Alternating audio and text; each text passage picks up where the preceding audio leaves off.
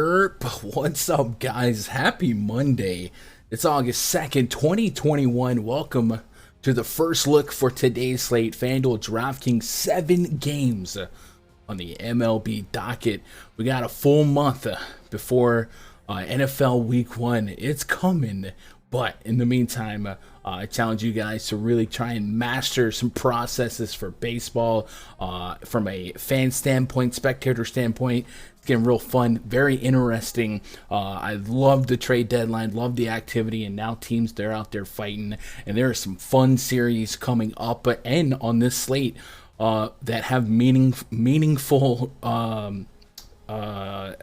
outcomes for teams, right? Like even the Mariners game, right? The Mariners have incentive to win, so there's a lot of fun baseball to be had, and hopefully you guys will have fun watching it and have fun playing it for DFS. Want to let you guys know that the idea for the MLB First Look videos on this channel is really just kind of a slate starter, get an idea of what's to come, and when applicable, hopefully as much as possible, including today, I'll follow up some of the first look thoughts with the very elaborate, in-depth live stream research session that you guys that have been subscribed to the channel know, or if you're not, you can look at some of the previous videos. We hang out right here on the channel live.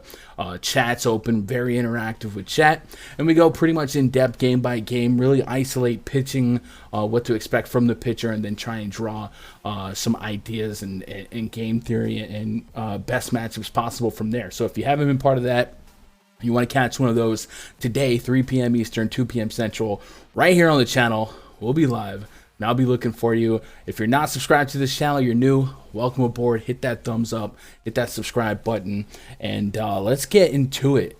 RunDFS.com. We're going to be using the RunDFS.com MLB VIP spreadsheet to talk about some of these picks. You guys want access to the spreadsheet, you know the drill. Go to RunDFS.com. Get yourself signed up. The format for the first look video, I'm going to try and get started with 2 pitchers, 3 hitters, and 2 stacks. And then later on in the day, we'll follow up and try and revisit some of the thoughts and kind of see where we are from there. And then we'll talk about just generally here what is on the slate. So we have 7 games today. We've got the Phillies at the Nats. Ranger Suarez, they are trying to convert him from a really solid closer for them into an opener. Or really a starter. Today he's going to start this game. I read that the plan is for him to be able to go up to 3 innings, and that's weird. I know some Philly fans are like, why are we fixing what's not broken? Something to watch for here. Josiah Gray projected to take the bump here for the Nationals. Then we got the Orioles and Jorge Lopez projected starter for them up against Andrew Heaney in his first start as a Yankee in Yankee Stadium. Also going to be the debuts in Yankee Stadium in pinstripes for Joey Gallo, Anthony Rizzo. I am super excited for that. Mariners at the Rays next up. Chris Flexen up against Michael Wacha. Mets and the Marlins. Tyler Megill taking on Jesus Luzardo. He's making his debut. Dane Dunning hosting maybe Shohei Ohtani. As of this moment, the Angels have not confirmed the starting pitcher. DraftKings also has a notice that they're not sure either. There's conflicting reports. DraftKings, of course, positioning themselves at the time of this video to be able to follow up and put him as either a hitter or a pitcher in their player pool. So we'll watch for that. Brewers are hosting the Pirates. Bryce Wilson taking on Eric Lauer. And then the D-backs hosting the Giants. Anthony Desclafani taking on Taylor Widener. So I just see later on today in the live stream, we'll go super deep into each game and all these matchups. But for now, let's start with 2 pitchers I'm digging. And I'm going to start with Tyler, the K Creator Megill. He's 9,600 on DraftKings, but I think when you look at the names on this slate, he has just as much upside, probably the best park on the slate for pitchers. And this is a Marlins lineup that looks closer to a Triple-A lineup than a Pro Ball lineup. Mets definitely are a team that wants wins. That NL East getting pretty scrappy. So Megal, 8,500 on FanDuel, 9,600 on DraftKings. On the season, a 2.04 ERA with a 3.77 Sierra, a 2.32 expected ERA, 1.1 WHIP, and a 27% K rate, and just a 3.2% barrel rate. That's what you want. Marlins are the Marlins. They have not produced a lot of runs as of late, and at home in Marlins Park, I definitely think it's a really plus spot for Megal. He's looking like my favorite pitcher so far. The next pitcher I want to spotlight, I want to preface this by saying there might be Shohei Ohtani on the slate as a pitcher. If he is, he would probably kind of sneak into the spot. But in the time being, I think on DraftKings at least, I'm kind of looking at Dane Dunning. 6,300, right? That feels a little bit too cheap. Angels offer a lineup that has a ton of strikeout potential. Look at this lane in this projected lineup. Ohtani, Upton, Stassi, and Tice since the beginning of last year against righties, all collectively about a 30% strikeout rate. Down at the bottom of the order, Jack Mayfield with a 1-4 K rate. This season at home, Dane Dunning, 308 xFIP, a 27% K rate, and a 0.52 home run per nine. Hey, I'm not expecting the world, but you put that with his 55% ground ball rate, this lineup, and the fact that he's 6,300 on DraftKings, there's some pretty nice scores that I would accept, and really some really low scores. Like I would almost live with a 12 to 15 as an SP2 at 6,300, unlock some of the bigger bats that I have my eye on today, and I think this matchup could be a winnable matchup for him and maybe unlock some ceiling strikeout potential. So I'm kind of leaning him as the SP2 on DraftKings, and that's where I'm at for now. We'll see if that changes later on in the day. Now let's talk about three hitters. Three guys that I think are in solid matchups, can get me a decent floor, maybe a little look at a ceiling, and kind of challenging myself here to not give three hitters on the same team, because that's what the stack part is for, and that's what we'll talk about later. So I'm trying to cherry pick names from different spots today, and I'm going to give you the first name I'm looking at. It's Joey Gallo. He is making his pinstripes debut. Finally got him a double yesterday. There was a ball in that series in that against the Marlins that died at the warning track, and that ball would not die in Yankee Stadium. The matchup today really favorable for the Yankees. Gallo, I don't know where to project him hitting-wise, because Anthony Rizzo was pretty solid leading off yesterday, and we saw him bat second, and he's been really good. So I wouldn't be stunned if Rizzo bats second and maybe Gallo bats fourth. Nonetheless, Jorge Lopez on the bump here, and we know when Joey Gallo's at bat, he's going to hit homers, he's going to walk, and he's going to strike out. Well, Jorge Lopez, he only strikes out lefties at about 29% clip this year. Last year was 17%. So a favorable spot in that regard for Gallo. And he also walks lefties 11%. And he has that really nice 1.6 home run per nine allowed this season to lefties. If we look in the rearview mirror, a couple seasons, 2.3 home run per nine against lefties the 2 seasons prior. It's a really good spot for Joey Gallo to get his first pinstripe bomb, and I'm digging him quite a bit. 5,400 on DraftKings is a fair price. Look at that FanDuel price, 3,500. Yeah, I'll be in on that. He might be one of my higher owned FanDuel plays at that price point. Let's get to the next pick here. Drove my Chevy to the levee, but the levee was Chris Bryant. Dude, the Cubs traded away some game changers, right? Javi Baez, we've already seen him homer for the Mets. Anthony Rizzo homered twice for the Yankees so far. And Chris Bryant yesterday, they're calling him Chris Giant right now. He batted second yesterday. That's looking like his spot. He's in the 2-hole here for the Giants at Chase Field.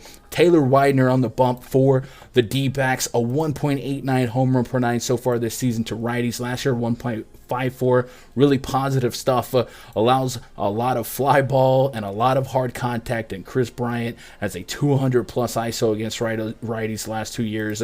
And yesterday he looked pretty solid to play. I think it's a really fun spot here for the Giants, and especially Chris Bryant here. So I'm going to keep on playing him. I think Chris Bryant's going to be an impact player for them going forward. And a change of scenery is nice, but in a daily sample size, I really like his matchup. I like his projected hitting spot. So I kind of got my eye on him. And then the last one's kind of weird. Remember I said I was challenging myself to kind of diversify what teams these players are on. And I really like the Giants. I really like the Yankees. Spoiler alert. But second base, I think, is a position that could be somewhat shallow today when it comes to those warm and fuzzies, right? I think Brandon Lowe's a good play. He's outfield eligible, so you didn't need to be pressured to play him here. But he's also 5,700 in Tropicana, and Flexen can be kind of a pesky ground ball guy. So I understand maybe not wanting to allocate that much salary to a second baseman. Jeff McNeil, lefty. I think he had a no, he doesn't. Lefty, 5K. That seems a little tough. Then it's not pretty. So the guy I'm kind of like leaning on here is Colton Wong, and stay with me. 4,400 for Colton Wong. It's not super fun, but I do think we're gonna have some decent value at pitcher to where it's not going to break my bank or really a lot of my lineup construction. And the situation for Colton Wong does have a lot of positives today. Again, a hit for average guy, not much power, but check this out. He's projected to bat leadoff for the Brewers. That's been his spot. He bats 274 against righties the last 2 years. A very low K rate. OPS is not horrible for a guy with no power. Yesterday we saw some stolen base potential. He's up against Bryce Wilson, who in the last 3 years against lefties has never allowed below a 316 average. This year, a 319 average to lefties. Even allowing a little bit of power, 2.6 home run per nine. Again, not playing Wong for the power, but maybe Stills, what is it, American Family Park double. Maybe he swipes a bag. Maybe he has a multi-hit game. So give me a little bit of Colton Wong here as my third pick for a stick to get behind here, because Bryce Wilson does not look good. And I definitely think, the Brewers are one of those teams where they're in a spot where they're coasting to the playoffs, and the Pirates are definitely not. So these are winnable spots and beat 'em up opportunities. So give me a little bit of Colton Wong and a potentially shallow second base. And that's it. That's my third hitter. So we got 2 pitchers, 3 hitters. Let's talk about the 2 stacks I'm on today. I think it's pretty easy to guess. I'll say this. I know if you're new to the channel, you're probably seeing Yankee Stadium. You're probably seeing the hat. You'll be like, all right, of course this dude's about to tout the Yankees. But understand, if you've known me, if you've seen me here on the Osmo channel, I'm usually pretty down on the Yankees, right? Yesterday, Alcantara was one of my higher owned pitchers. He's a beast, so many strikeouts. But today, man, today smells like a party, right? This is in a spot feels like a opening day home opener, and the Yankees new guys are fitting in just right. DJ LeMahieu should crack the starting lineup. That's something that he didn't do in Miami. Joey Gallo's in the mix. Anthony Rizzo's in the mix. Judge Stanton. There's a lot of solid protection for these new guys, and this lineup's really, really fun. And Jorge Lopez, man, he'll let you have it. 20% K rate to righties, 320 average allowed. Will give up some bombs, 143 home run per nine so far this season. And against lefties, he definitely struggles. An elevated average allowed, 278 or greater the last 3 seasons, and a 1.6 home run per nine this season, 2+ the last 3 years. We know this bullpen's bad. The Yankees right now have essentially a Coors Field total, 6.2. We'll see if that goes up or down after some sleep, or in your case, after some coffee. But Yankees certainly one of the stacks I'm seeking out here. They're probably going to be my favorite stack. I'm just assuming they're probably going to be one of the trendier stacks on the slate, if not the highest owned. So maybe in the live stream later today, we'll discuss the viability of leverage, pushback, what have you. But it's a really juicy spot. And then the other stack I think I'm wanting to start building around here is the Giants. How about the Giants? Lamont Wade Jr., Chris Bryant, Mike Yastrzemski, Buster Posey, Alex Dickerson. I mean, this lineup's looking kind of fun. I think I saw like Evan Longoria was at the game yesterday. I don't know if that's a precursor to him coming back. Let me double check it. No, it looks like, well, let's see. Longoria's working through a hitting progression. His other, yeah, it doesn't look like he's back yet. Until at least early. He wouldn't be out until early August. So maybe. I don't think he's back yet, but something to watch for and something to get excited for if you are a Giants fan. But man, Taylor Widener, not good. And this bullpen for the D-backs, not good either. So 9 innings of potential plus EV at bats for the Giants. Yeah, sign me up for that. Implied run total of 5.1 for them.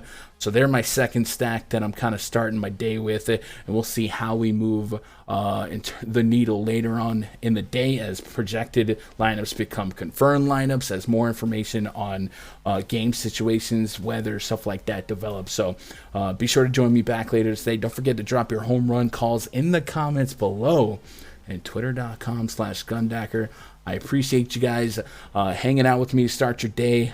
I'll see you later today. I love you guys. Good luck. God bless. Go win some money.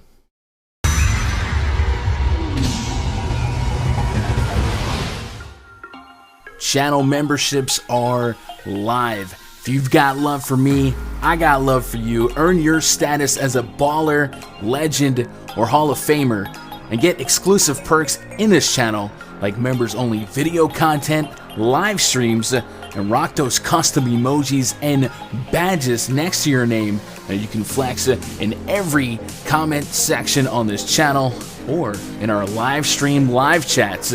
Memberships are the best way to show love for me, show love for the content, and make sure more content comes your way.